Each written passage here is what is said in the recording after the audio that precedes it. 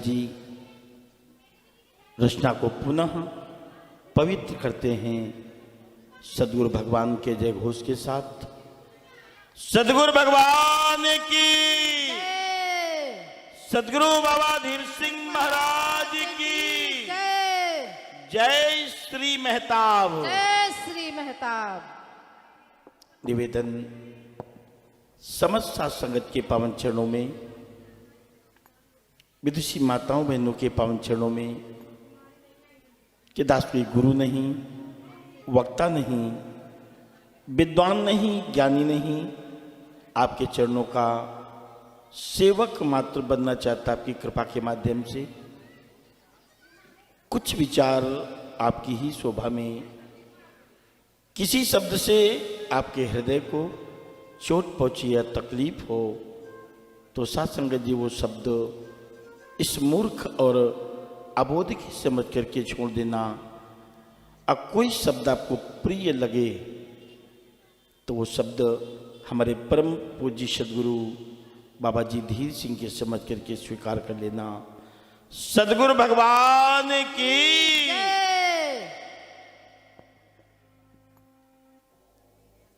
परम सौभाग्य। आज सदगुरु बाबा मेहताब सिंह जी के द्वारा जो ज्ञान का प्रसाद अन्यान्य घटों को प्रदान किया गया, उसी ज्ञान के प्रसाद को लेकर के सदगुरु बाबा धीर सिंह जी महाराज ने इस पंथी क्षेत्र में आकर के ज्ञान का जो बीजारोपण किया, अनेक घटों में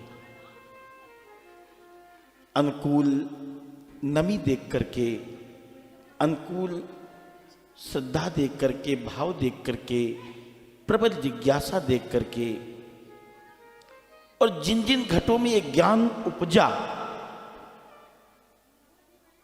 जैसे एक कृषक, एक किसान अपने खेत की अनुकूल स्थिति को देखता है, उचित नमी, और जब ज्ञान को बीज डालता है तो धरती की नमी और सूर्य की उष्मा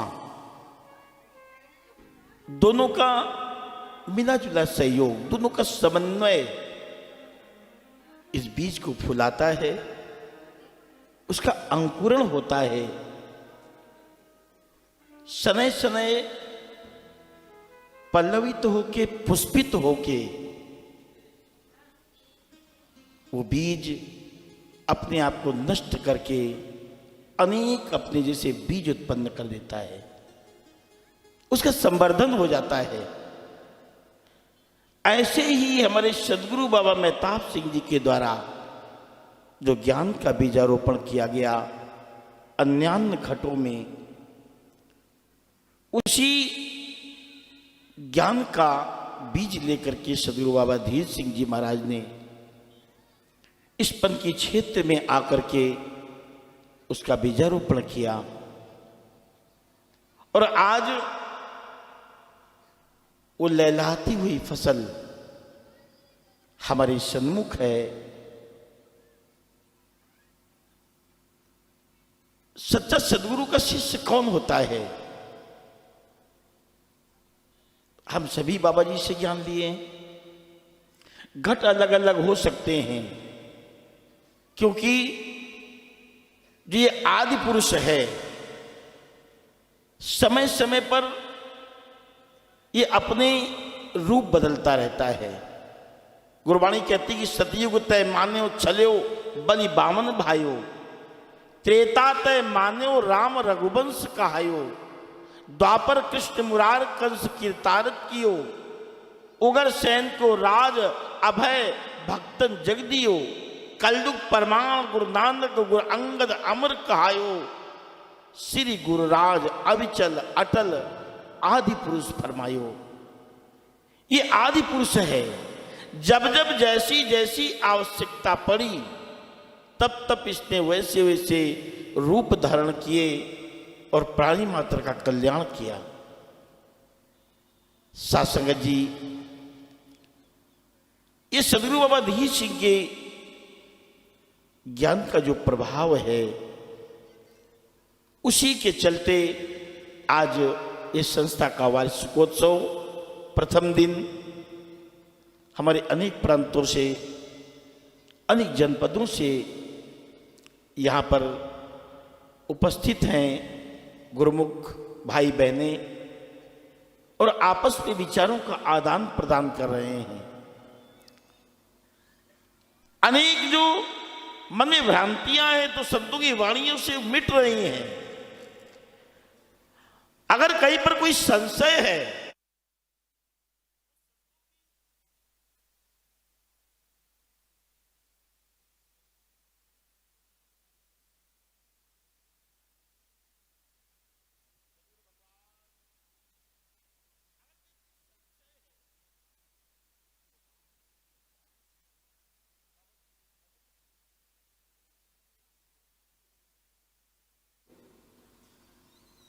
आज जो हम ये स्वरूप देख रहे हैं सासंगत का, ये परिणाम किसका है? पहले तो उन महापुरुषों का परिणाम, उनकी तपस्या, उनका त्याग, उनका समर्पण, एक लोक कल्याण की भावना, पर उपकार उमा,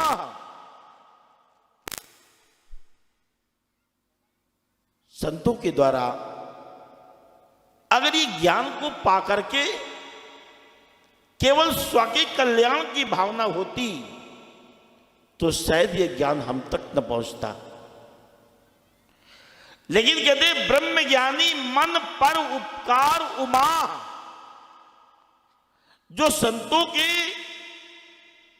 ब्रह्मज्ञानियों के मन में एक परोपकार की भावना होती है।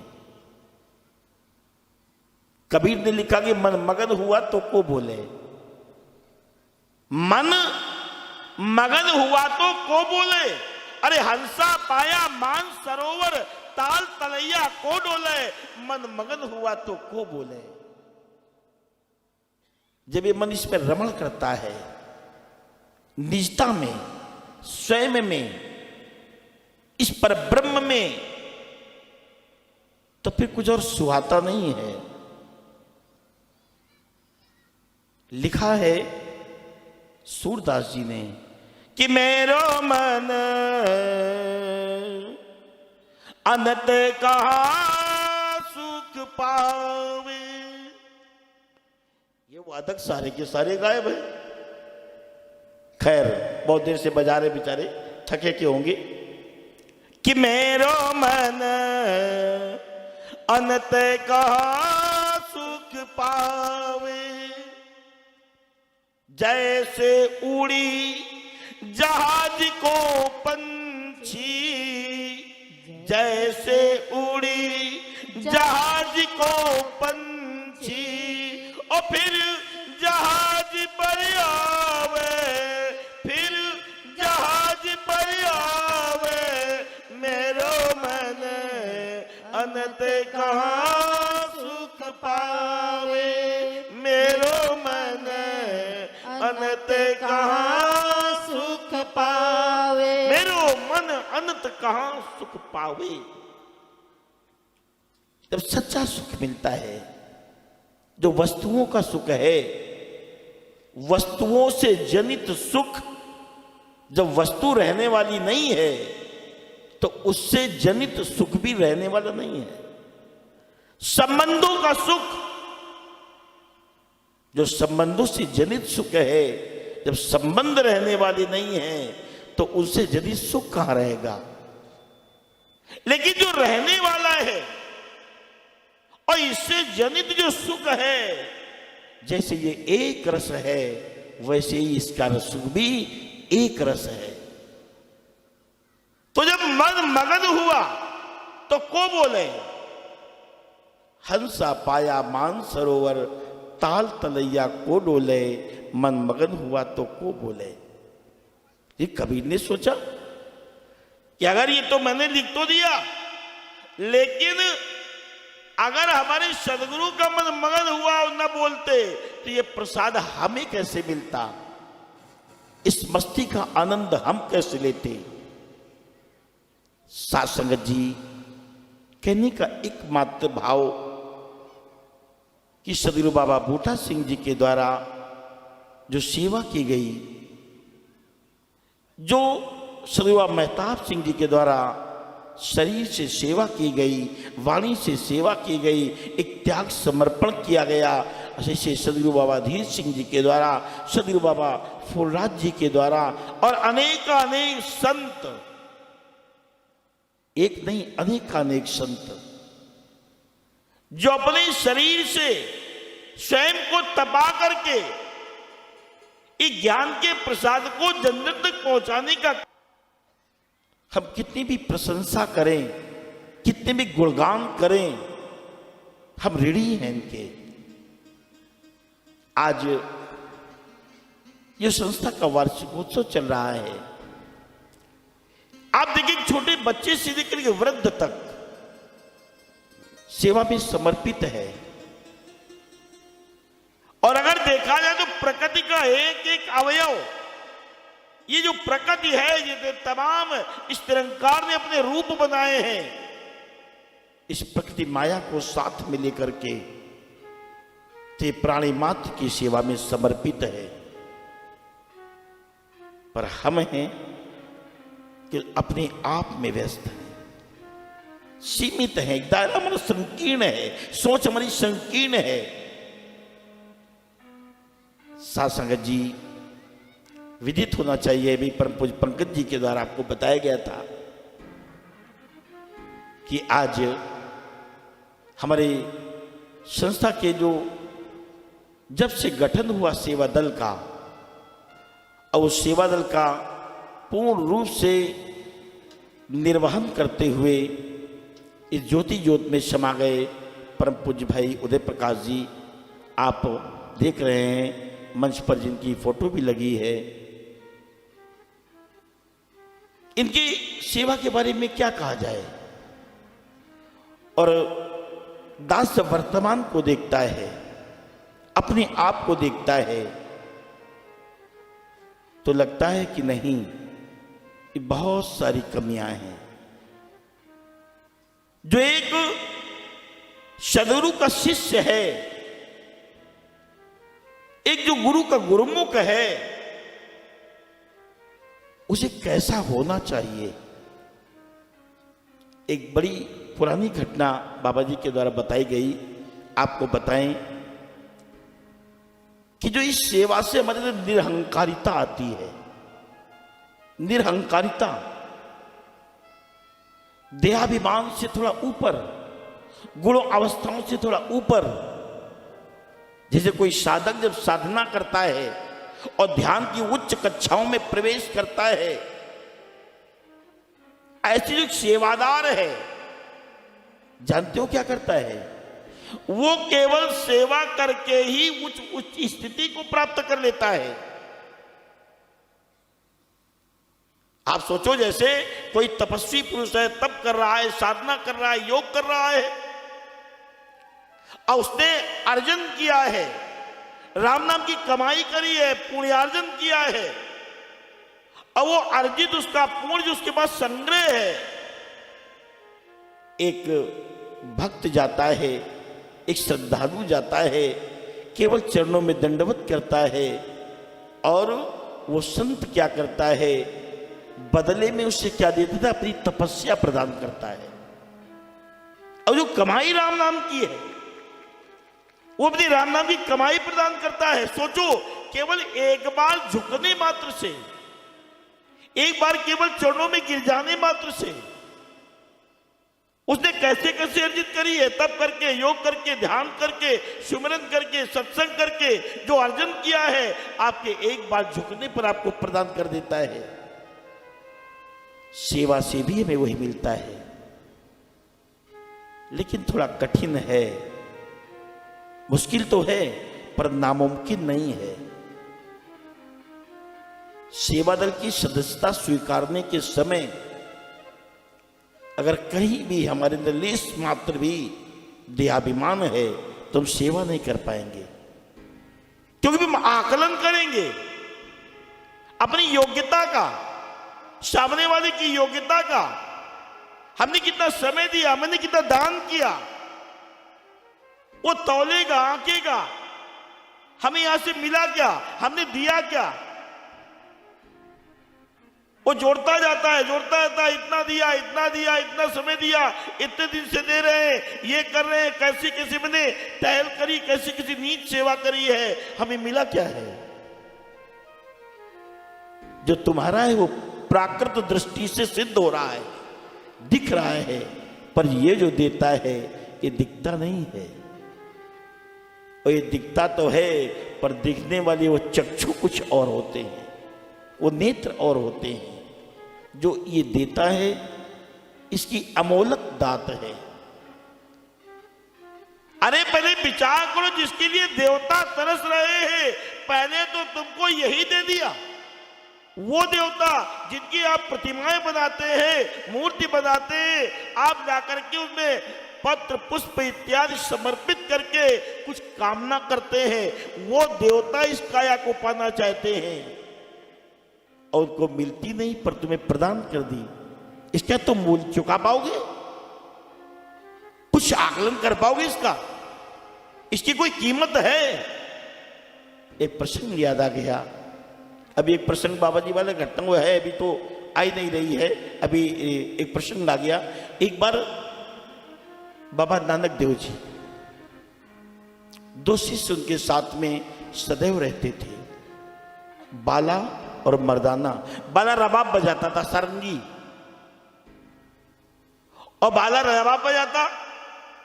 संगीत से क्या होता है, आकर्षण पैदा होता है, लोग आकर्षित होते। मर्दाना गाता, बाला रबाब बजाता, मर्दाना गाता, लोगों का आकर्षण बढ़ता, भीड़ बढ़ जाती, और जब लोग बढ़ जाते तो बाबा जी अपने सदगुरु का संदेश लोगों को बांट देते। जो जिज्ञासु होते उसे पा लेते, तृप्त होते, कल्याण अपने जीवन का कर लेते, और जो केवल रास रंग में आते वो चले जाते। फिर भी कुछ न कुछ तो मिल ही जाता। सरोवर के पास जाओगे, तुम्हें सर्दी चाहिए या नहीं चाहिए, ठंडक चाहिए या नहीं चाहिए, मिलेगी। आग के पास जाओगे, उष्मा चाहिए, गर्मी चाहिए या नहीं चाहिए, मिलेगी। ये प्रभाव होता है। ऐसे ऐसे बाबा नानक देव जी ज्ञान का प्रचार किया। एक बार बाबा नानक देव जी बाला और मर्दाना चले जा रहे थे, पैदल यात्राएं होती थी। बाला के मन में एक विचार चल रहा था, और विचार क्या चल रहा था कि हमारे साथ के कितने हमजोली, हमारे मित्र, परिवारीजन, गांव के लोग, किसी ने व्यापार किया, किसी का एक मकान है, किसी के 2 मकान है, कितना सुंदर परिवार कर लिया है, कितनी सांसारिक तरक्की कर ली है, और मैं इस फकीर के साथ फकीर बन गया। क्या मिला? कुछ तो नहीं। एक बात ध्यान होनी चाहिए, अगर आप आध्यात्मिकता से जुड़े हैं तो, बड़ी बात मैं कह रहा हूं, अगर आपने आत्मा का ज्ञान सद्गुरु से प्राप्त किया है, इस निरंकार का ज्ञान प्राप्त किया है, तो जानते इससे क्या क्या आपको मिलता है। जैसे कोई व्यक्ति चिंतन करता है, बोलता है, सोचता है, और जो व्यक्ति सोचता है तो उसकी जो सोच है वो सकारात्मक या नकारात्मक, पॉजिटिव या निगेटिव, तो उस व्यक्ति के शरीर से वैसे ही ऊर्जा की तरंगे निकलती हैं, प्रवाहित होती हैं। और वो जो तरंगे होती ना, इनको जो पकड़ने वाला होता है, जो ध्यानी होता है, इन तरंगों को पकड़ लेता है, जान लेता है क्या चिंतन कर रहा है। तो बाबा नानक देव जी के साथ में बाला मर्दाना जा रहे थे, और बाला के मन में विचार चल रहा था, और जब ये विचार चल रहा था, सदगुरु बाबा नानक देव जी को समझते देर न लगी, ते कौतुक कर दिया।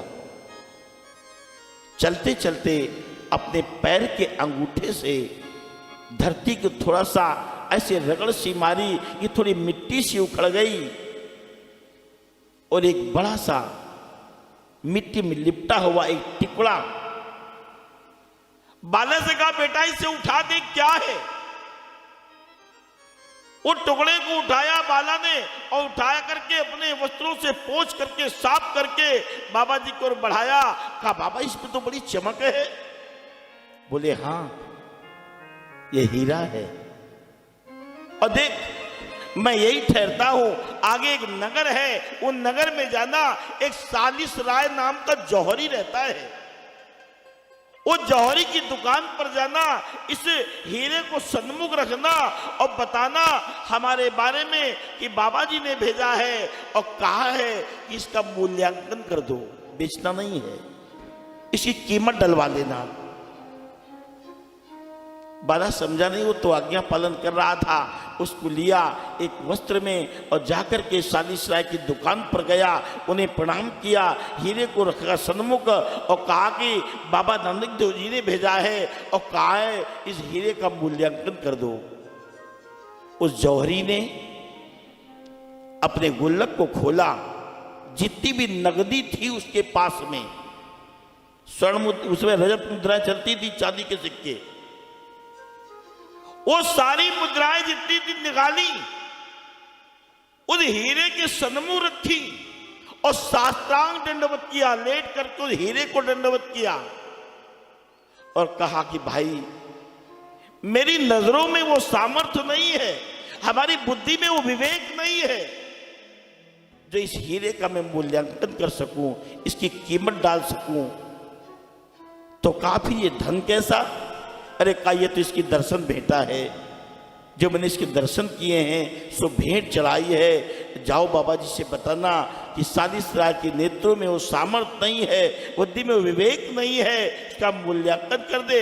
बाला समझा नहीं कुछ, फिर उसी वस्त्र में लपेटा हीरे को और वो जितना भी दिया थे मुद्राएं, वो सारी मुद्राएं वो धन लिया और गया बाबा जी के चरणों में रख दिया कि बाबा जी सालिस राय ने कहा है कि हम इसकी कीमत नहीं आंक सकते, हमारे अंदर वो सामर्थ्य नहीं है और ये इसकी दर्शन भेंटा दी है।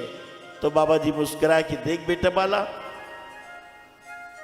ये तू धन भी ले जा, ये हीरा भी ले जा, तू ये दोनों ले जा और इसे बेच करके, इसका विक्रय करके तू तमाम अपने घर बनवा लेना, घर बार बसा लेना, तमाम जो सोचता है इसने ये बनाया वो बनाया वो सब कर लेना, लेकिन जो ये हीरा तन तुझे मिला है कभी इसके बारे में सोचा है? इसकी महत्ता क्या है, इसकी परिणति क्या है, इसके परिणाम क्या है, इसका वो मूल उद्देश्य क्या है, इसके बारे में सोचा है? लज्जित सा वो बाला चरणों में गिर गया। कहा, बाबा भूल हुई। जानते हो यहां संगत कैसे जोड़ी गई? सदगुरु बाबा धीर सिंह जी ने बताया एक बार को गुरमुख को कितना लचीला होना चाहिए। ये तो तने बैठे हैं ऐसे तैसे बाबा जी तुम्हारी, हम हमारा प्रैक्टिकल है, हम तो जो महसूस करते वो बता रहे हैं आपको। हम बहुत दिन तो हो गए बाबा जी से जुड़े, तो बाबा जी सत्संग तो सन 1985 से हो रहा है घर में।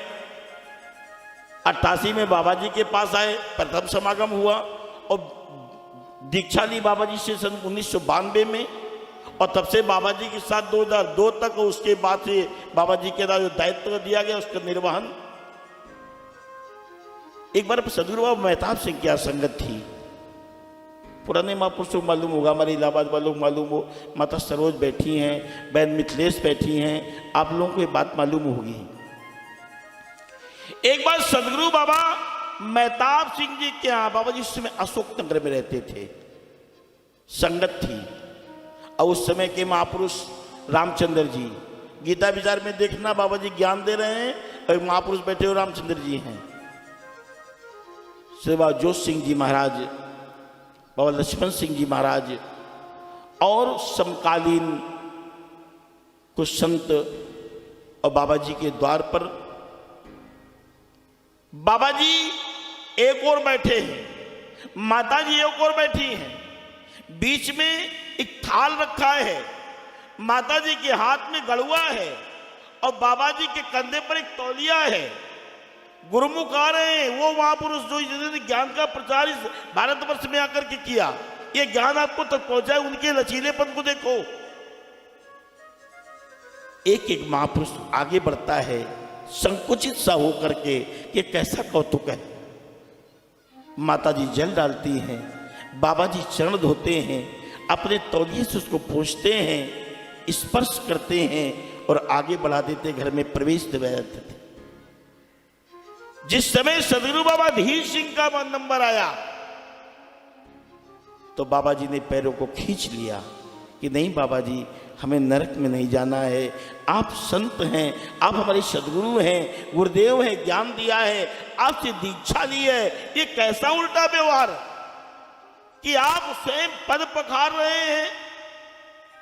तो कहा देख, मैं पद तेरे पखार नहीं रहा हूं, मैं तो पद किसके पखार रहा हूं, इस घट में जो प्रकट सत्ता है, ये निरंकार बसता है, ये रमा हुआ राम बसता है, मैं इसके चरण पखार रहा हूं और तुझे ये मैं बता भी रहा हूं, ये सीख भी दे रहा हूं कि अगर इस ज्ञान के पथ पर चलना तो अपनी निम्नता को, नीचता को इस पर ध्यान रखना कि मैं कितना निम्न हूं, नीच हूं, तब तो इस पथ पे चल पाएगा। और थोड़ा सा भी अभिमान होगा तो तेरी सारी जितनी भी कमाई है वो नष्ट कर देगा। ये मोक्ष क्या है? ये दयाभिमान से उपरांत हो जाना। ध्यान क्या है? निर्विचार हो जाना। पूरे दिन विचार चलते हैं, सोते में विचार चलते हैं, जगते में विचार चलते हैं, विचार शून्य कभी होते नहीं है। डिप्रेशन क्यों है? परेशानियां क्यों है? तनाव क्यों है? कारण है कि विचारों का एक समूह है जो बार बार बार बार बार बार बार बार, और एक स्वभाव है कि व्यक्ति नकारात्मक चिंतन अधिक करता है और सकारात्मक चिंतन कम करता है। तमाम बीमारियों की जड़। ज्यादा सोच जाओ क्या होगा? हाथ पैर टेढ़े, हाई हो गया बीपी, सिस्टम गड़बड़, कटिया पड़े हो, लड़का बहुरिया लड़की सब वह बिल्कुल। अब भगवान तो उठा ही देता, अब भगवान उठाएगा भी नहीं उस समय। ज्यादा सोचना, कभी निर्विचार होकर के देखो, स्वयं में स्थित हो, जैसे ये है निर्मल निराकार, ऐसे कभी बन के देखो तो जो जीवन मिला इसकी यात्रा पूरी होगी, जो उद्देश्य है वो पूर्ण हो जाएगा। तो कितना हमें लचीला बनना है, कितना लचीला बनना है, जितने नीचे बन सको। नानक नन्ही होए रहे जैसे नन्ही दूब, और रूख सुख जाएंगे, और दूब खूब की खूब। एक बार छील भी दोगे ना फिर निकल आएगी। कितनी भी कुचली जाए 2 दिन बाद अंकुरण। अभी लदुआपुर वाली घास होती है, कैसी होती है? अंदर से जामी नहीं, ऊपर भयो प्रकाद, और कहो हरी कैसे रहे लदुआ पर की घास। लदुआ जानते हो? पुराने लोग जानते होंगे। दीवारें कच्ची बनती थी, उन पर थोड़ा ये अपने ये अरहर वाली लकड़ियां ये होती है, ये सरसों वाली रख करके फिर मिट्टी रखी जाती ताकि दीवार ना कटे, उसको कहते लदुआ। और उस पर जमाती थी घास। अब बढ़िया खूब कितनी देखो बरसात में पूरा छा जाती थी, लेकिन जहां वर्षा ऋतु खत्म, लदुआ पर की घास सूख गई। ऐसे ही ज्ञान जब अंदर से प्रकट होगा, और वो कब होगा? जब निरहंकारिता होगी। सदगुरु बाबा मंगल सिंह जी के एक पद है, आप लोग कह 2 पंक्तियां गाने, समय सीमा समाप्त हो गई है। मतलब कोई कही नहीं रहा है बाबा जी, प्रयागराज वाले बाबा जी, कोई कही ना रहा कि गाओ, तो वो बंद कर दिया जाए।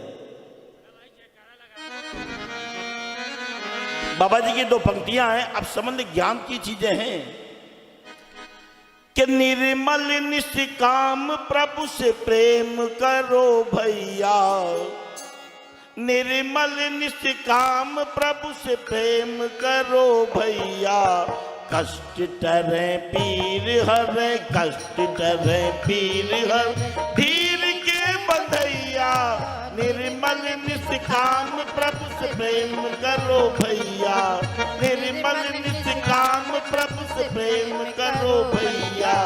कष्ट टरे पीर हरे, धीर के बंधैया, अजहू नर फसी तेरी भवन बीच, फसी तेरी भवन बीच नैया।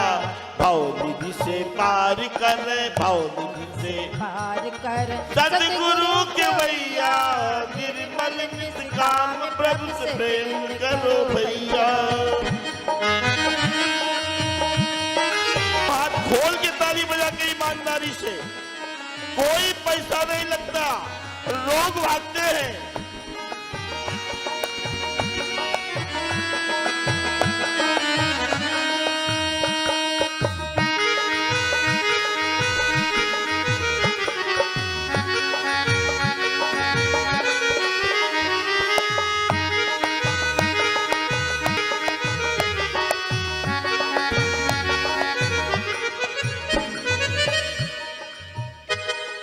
जन्म जन्मांतरों की सोई गुजरिया, जन्म जन्मांतरों की सोई गुजरिया।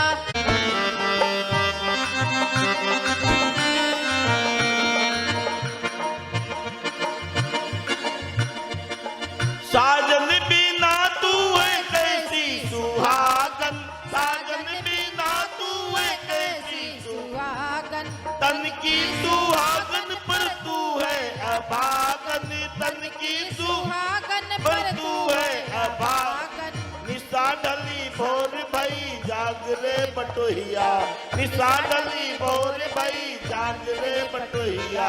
भवनिधि से पार करे, भवनिधि से पार कर सतगुरु के भैया, निर्मल निष्काम प्रभु से प्रेम करो भैया, निर्मल निष्काम प्रभु से प्रेम करो भैया। कष्ट करे पीर हरे, कष्ट करे पीर हरे, दीन के बंधैया, निर्मल निष्काम प्रभु से प्रेम करो भैया।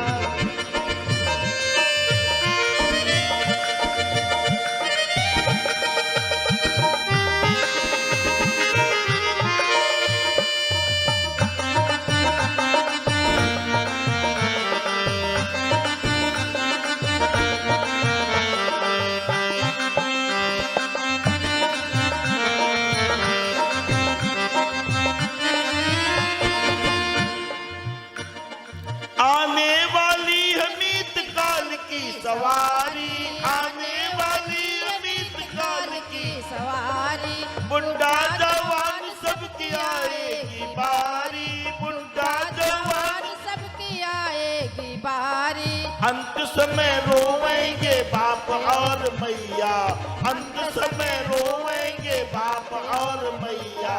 भवनिधि से पार करे, भवनिधि से पार सतगुरु के भैया, निर्मल निष्काम प्रभु से प्रेम करो भैया, निर्मल निष्काम प्रभु से प्रेम करो भैया। कष्ट करे पीर हरे, दीन के बंधैया, निर्मल निष्काम प्रभु से प्रेम करो भैया।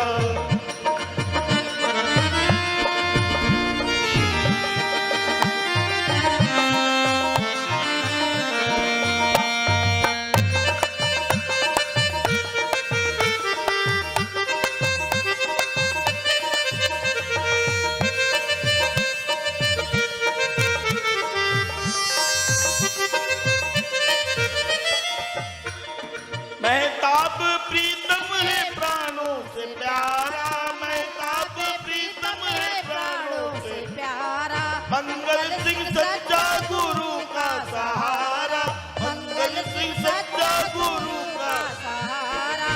अंत समय नाथ मोरी लाज है बचैया, अंत समय नाथ मोरी लाज है बचैया। भवनिधि से पार करे, भवनिधि से पार सतगुरु के भैया, निर्मल निष्काम प्रभु से प्रेम करो भैया। कष्ट करे पीर हर, दीन के बंधैया, निर्मल निष्काम प्रभु से प्रेम करो। सद्गुरु भगवान की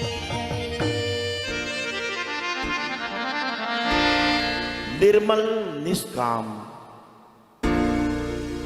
ढेर सारी कामनाएं हैं, चाहे शंकर जी की लोटिया जल चढ़ाओ और चाहे बाबा जी का 2 अगरबत्ती जलाओ और चाहे एक दुपट्टा पहनाओ, कामनाएं गाड़ी भरे हैं। ये सकाम है। सकाम प्रेम से क्या होगा, सकाम पूजा से क्या होगा, सकाम भक्ति से क्या होगा कि तुम्हारी कामनाएं पूर्ण हो जाएंगी। निष्काम भक्ति से क्या होगा, तुमको यही मिल जाएगा, ये मिल जाएगा। पूजा करत होत नहीं कामी, जिसको होत प्राप्त स्वामी। जिसकी पूरी कायनात है, जिसकी पूरी नक्षत्र कहां कहां क्या क्या है, सोचो। जो सब का मालिक है, अपने अंश मात्र में सब कुछ सहेजे है। अगर ये मिल जाए तो इसकी कायनात भी तो हमारी है। निर्मल, स्नान करके कोई निर्मल नहीं होता है, ध्यान रखना। बहुत पुजारी होते हैं, हम भी पुजारी ही थे, अब पुजारी नहीं बचे हैं।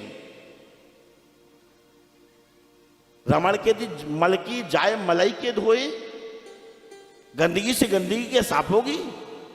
मल की जाए मलाई के धोए। कोई विद्वानों का मत है कि 42 लाख योनिया जल में है, पर कुछ विद्वान कहते 9 लाख जलचर हैं। आहार विहार सब इसी में, खाना पीना, लड़का बच्चा, प्रवृत्ति निवृत्ति सब इसी में है। वो जल कैसे निर्मल होगा, सोचो।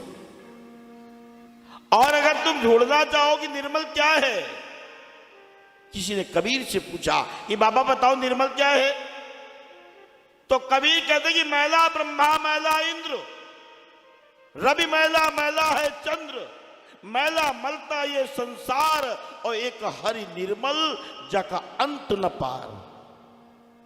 ध्यान रखना, अंत न पार। लड्डू गोपाल इतने बड़े वाले नहीं, 5 फुट वाली मूर्ति नहीं, 100 फुट वाली मूर्ति नहीं, 500 फुट वाली मूर्ति नहीं, जाका अंत न पार। मैले ब्रह्मंडाई 21, मैले निश्वासर दिन 30, मैला मोती मैला हीर, मैले पवन पावक और नीर, मैले शिव शंकरा महेश। शंकर जी पुजारी गुस्सा न होना, हमारी बात नहीं है, लड़ना झगड़ना और कबीर जी से मिलना। मैंने शिव शंकरा महेश, मैंने सिद्ध साधक और वेश, मैंने जंगम जोगी जटा सहेत, और मैली काया हंस समेत। ये काया जो पदार्थों से निर्मित है, और हंस इसमें कौन है, आत्मा। मैली काया हंस समेत। तो कहा बाबा भी निर्मल है क्या, तो कहते कि कह कबीर ते जन परवान, निर्मल तय जे रामे जान। एक तो ये निर्मल है, और जिसको जानते हैं वो निर्मल है। बाकी सब मैला ही मैला है, गंदा ही गंदा है। कहीं भी जाओ, इसको क्या दोगे, मल का थैला लटकाए घूम रहे हो, नाक से गंदगी, आंख से गंदगी, कान से गंदगी, मुंह से गंदगी, गुप्तांगों से गंदगी, और 3.5 करोड़ रुएं जो हैं, इनसे भी गंदगी ही निकलती है। क्या साफ करोगे इसको। तो निर्मल निष्काम, देह अभिमान से ऊपर उठ करके, गुण अवस्थाओं से ऊपर उठ करके के, साधना की उच्च कक्षा में प्रवेश करके, जब इसके तुम महसूस करते हो, आभास होता है, तुम्हारी फीलिंग होती है, वो जो आनंद है जिसको गोस्वामी जी ने लिखा। कौन कहता है, किष्किंधा कांड में बाली कहता है कि सो नयन गोचर जासु गुण श्रुति, नेति कही नित गावही, ओइमि पवन गोमन निरस कर मुनि, ध्यान कबहु कपावही। वही जान अति अभिमान, बस प्रभु का उराक शरीर ही, अस कवन सट हट काट सुर तरिबा, करही बबूरही। सो नयन गोचर, सो के 2 भाव, सो का मतलब निराकार और सो का मतलब वो। सो नयन गोचर, नेत्रों के सन्मुख है। जा सुगुण श्रुति नेति कई नित गावही, श्रुतियां नित्य कहती, इति नहीं, इति नहीं, समाप्ति नहीं, समाप्ति नहीं। इस मर्म को समझते नहीं है। जब बकरी पाती खाती है ना, वैसे रामायण पढ़ते चले जाते हैं। यदि खत्म हो जाए पूरा, देर ना हो, वह टाइम से खत्म हो जाए। ये पढ़ने की चीज नहीं, ये समझने की चीज है।